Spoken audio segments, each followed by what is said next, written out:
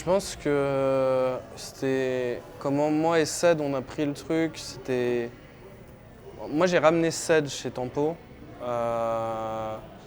mais c'était plus comme une expérience. Et quand on a reçu la proposition Vita, je pense qu'à aucun moment on s'est vraiment posé la question. Du coup, faut pas se mentir, je pense qu'on savait que ça allait être très compliqué chez Tempo, même si les conditions pouvaient être bien. Certains joueurs, comme HS aujourd'hui, qui performent plutôt pas mal chez Gamer Legion et avaient du potentiel.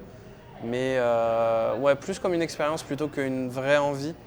Après, ça m'a un peu laissé sur ma faim parce que c'était très court. Et donc voilà, moi je suis pas fermé à ça non plus, mais expérience, tout simplement. Le projet Vita, c'était, nous on était chez Tempo, donc on avait tout de suite compris que c'était le prochain big truc qui allait arriver sur la scène française. Et moi j'avais été très content de rejoindre l'équipe.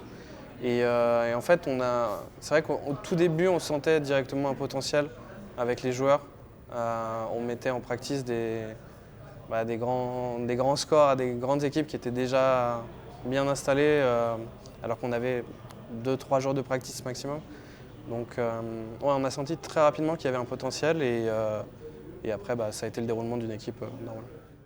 Je crois que c'était par phase, si je me souviens bien. On démarre avec la DreamHack Atlanta en truc notable. Et on arrive là-bas et on perd contre Ghost en premier match d'ouverture de poule. Et là, bizarrement, c'est pas du tout. Nous, c'était la victoire et rien d'autre. Il y avait pas de. On n'aurait jamais été content d'une seconde place pour un événement comme ça.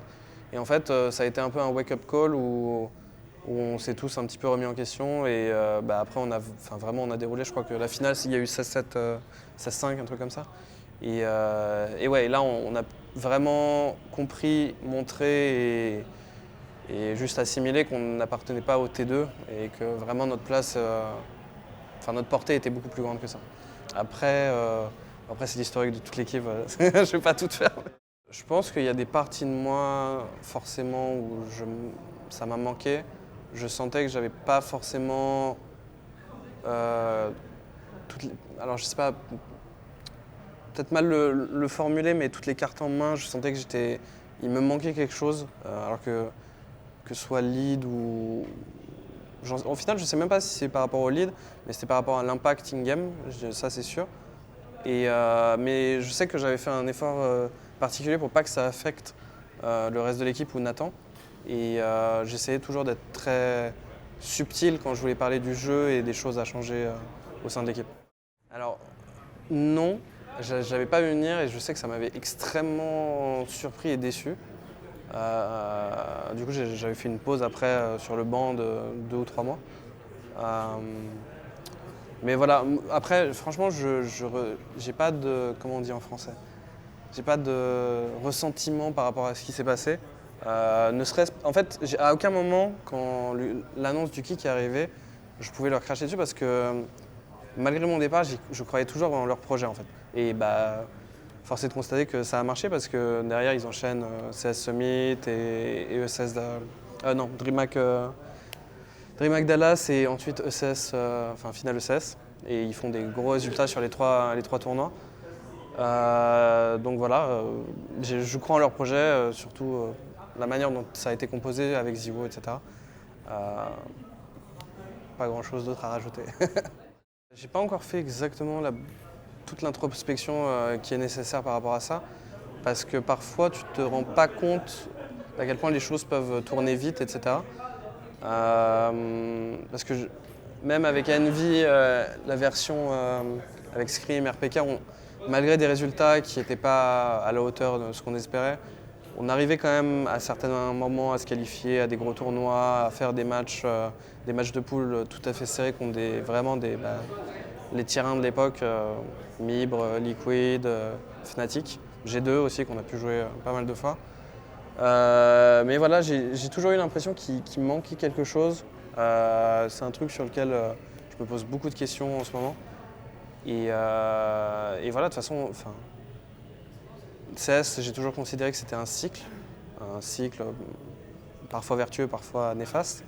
Et je pense qu'à un moment donné, ça reviendra si je fais ce qu'il faut et si je me pose les bonnes questions et que j'ai les bonnes réponses. Et je pense qu'il y a aussi une certaine part de réussite et d'alchimie avec les joueurs à qui tu t'entoures. Et voilà. Mais je ne vais pas dire que je suis confiant pour l'avenir, mais je pense que moi, personnellement, je suis sur une dynamique positive. Après, on verra bien ce que ça donne. J'ai jamais pris de vacances sur CSGO, j'ai quasiment tout le temps eu une équipe, j'ai tout le temps fait des saisons en fait. Les saisons Pro League avec tous les matchs, les saisons ECS, il y a eu beaucoup d'heures mises dans les practices, les bootcamps et les matchs au fil, les déplacements.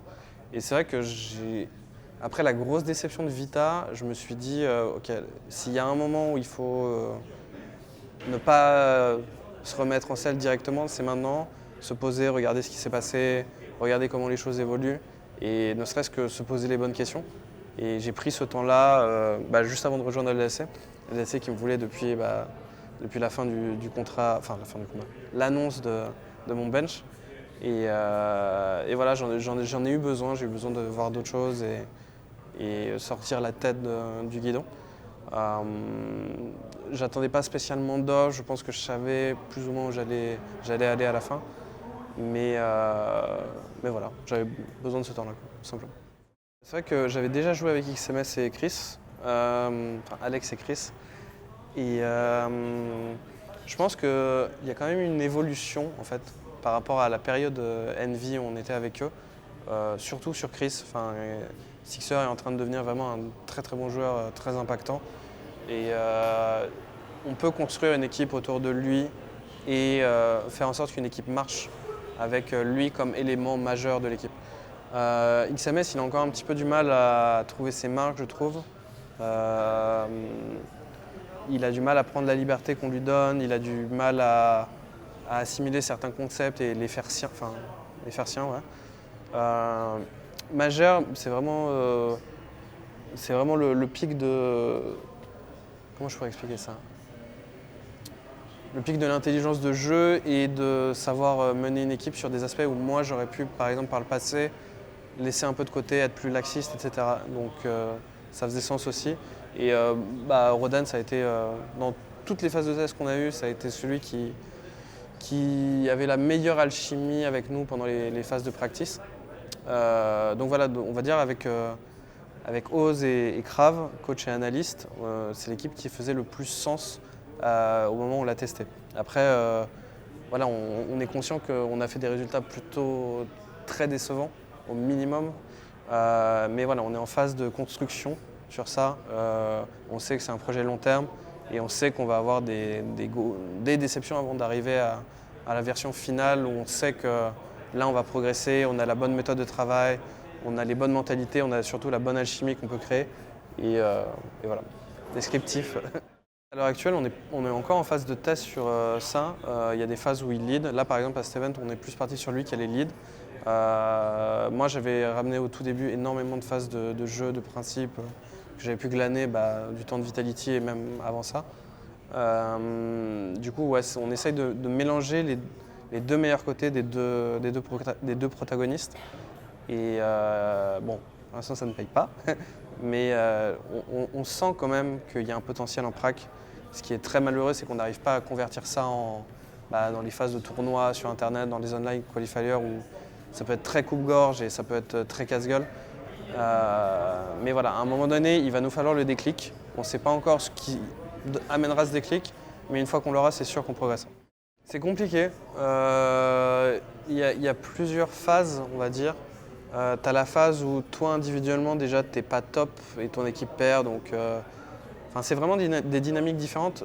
Sans être arrogant, je pense qu'en ce moment, moi, je me sens un petit peu mieux individuellement. Et avec Sixer, je pense qu'on est les joueurs les plus performants de l'équipe. Et donc, tu as cette phase où tu es performant, mais ton équipe ne l'est pas. Et on fait vraiment des débriefs très longs, on analyse énormément de choses. Parfois, on se prend peut-être un peu trop la tête justement par rapport à ça, où vraiment ça peut durer des heures en rabâchant tout le temps les mêmes choses. Il faut avoir énormément de patience en fait, et il faut savoir viser les problèmes qui sont importants et cruciaux et soulever les problématiques qui vont te faire, pas seulement te faire évoluer toi, mais faire évoluer la plupart des joueurs et l'équipe en fait. Plus tu vas toucher de gens, plus l'équipe va progresser ensemble.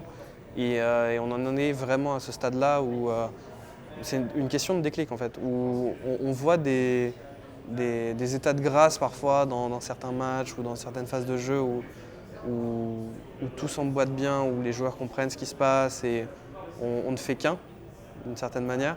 Et d'un jour à l'autre, c'est juste 5 individualités qui déconnectent le cerveau et qui oublient un petit peu comment on joue à SES.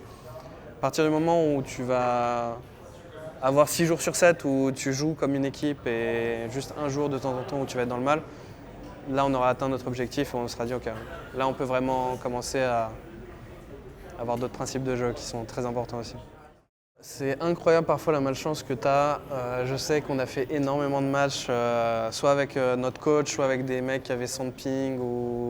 Enfin, il y avait toujours un problème, une souris qui décode, enfin, des mecs qui déconnectent dans des rounds importants. On a réussi à se qualifier. Je ne vais pas dire qu'on a lutté, mais il y a eu un match contre A en fait, où on avait besoin de ce 2-0. On l'a eu, voilà. Donc, moi, c'est vrai que je crois que j'avais jamais fait les ECN avant. On savait que ce tournoi, c'était pas forcément le tournoi le plus important. Je pense qu'on considère ça, les joueurs et moi, comme un tournoi pratique parce qu'on n'a pas grand-chose en fait. On n'arrive pas à passer les Open et on n'est pas invité. Du coup, ces tournois sont très importants. Ce que je disais à l'équipe, on manque d'heures de matchs officiels, d'expérience où les paramètres changent un peu et tout d'un coup tout compte et les gens doutent, etc. On manque de cette expérience-là et de ces heures-là. Du coup, ce genre de tournois sont, même si on a un peu plus à perdre que l'équipe qu'on a en face de nous, parce qu'on a des noms plus, je ne vais pas dire prestigieux, mais plus établis, c'est extrêmement important que l'équipe, justement dans ces moments d'adversité, relève la tête et ça peut nous donner le mini boost en confiance dont on a besoin pour lancer un cercle. Il y a un vent nouveau qui s'ouvre sur la scène française entre Vita et G2. Je pense que c'était qu'une question de temps. Les joueurs, la scène française a beaucoup zoné un peu avec les mêmes corps de joueurs, les mêmes problèmes, les mêmes solutions. Et alors, je ne dis pas que tout revient au fait qu'il y ait des nouveaux joueurs comme Lucky ou Jax, ou Amanek ou Zio, mais ça fait partie d'un tout qui amène peut-être des remises en question plus profondes et des manières d'aborder le travail, des choses vraiment très basiques mais très générales qui ont fait énormément de bien. Et alors, à voir si ça dure dans le temps, je pense qu'on peut mettre énormément d'espoir dans Vitality. Pour moi, c'est vraiment l'équipe qui va plus performer que G2 sur le long terme. Et ouais, on peut enfin se dire qu'on pourrait avoir une équipe en major qui fasse un deep run parce que là, ils ont la base de jeu, le fond de jeu plutôt, qui fait qu'ils ne vont plus être inquiétés par des équipes en dessous d'elles. Et ouais, je pense qu'on a un avenir, je ne sais pas radieux, mais au moins intéressant. Intéressant.